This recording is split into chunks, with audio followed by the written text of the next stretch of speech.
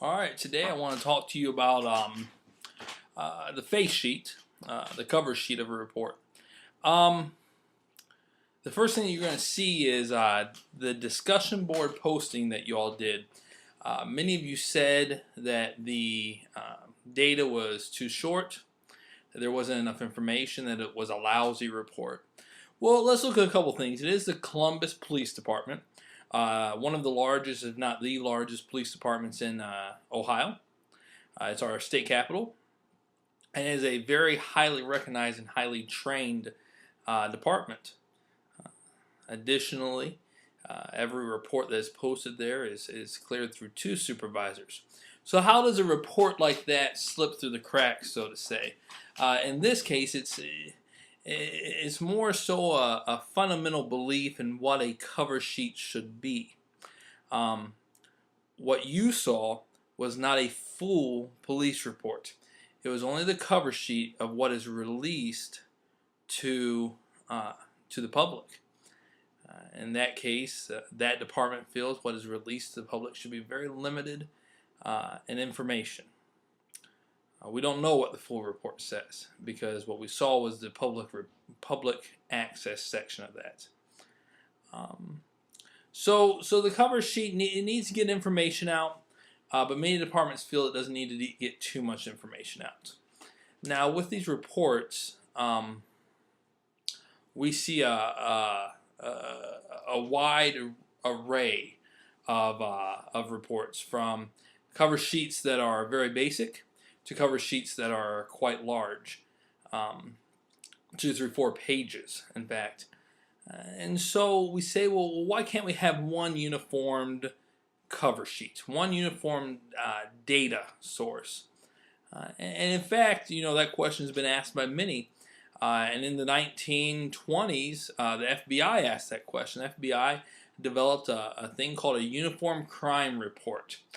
They worked with the International Association of Chiefs of Police and developed this UCR, commonly referred to as UCR, Uniform Crime Report. And that gathers some basic data for us. It gathers major crime information. And in fact, in 1979, Congress mandated additional information.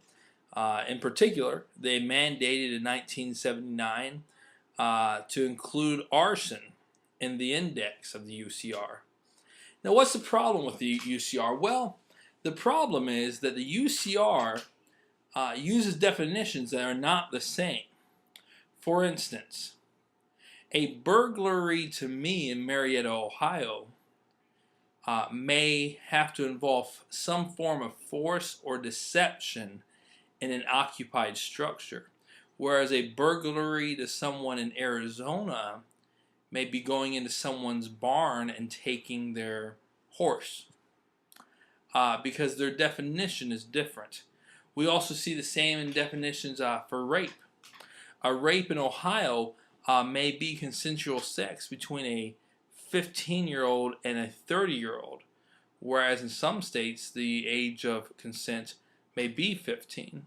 So, while it gives us a good general view of what's going on in specific jurisdictions, it doesn't necessarily mean that it's all the same. Additionally, you have a very broad term called exceptional means.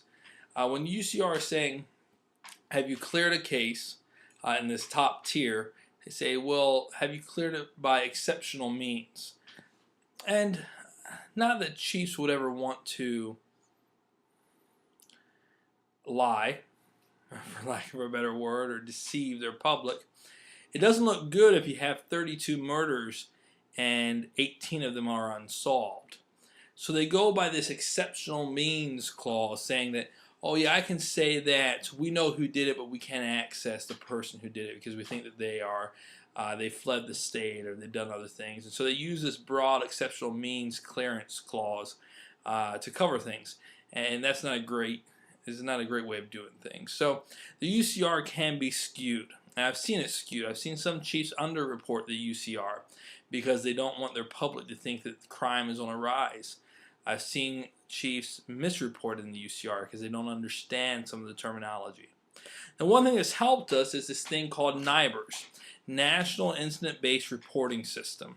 And NIBRS has 22 arrest offense categories with 46 specific crimes. And so it takes a broad UCR and it condenses into specific crimes. Now the advantage to NIBRS is UCR. What we used to do and what many departments still do with the UCR is that they just fill out a monthly form that says, oh yeah, here's the number of murders we had, here's the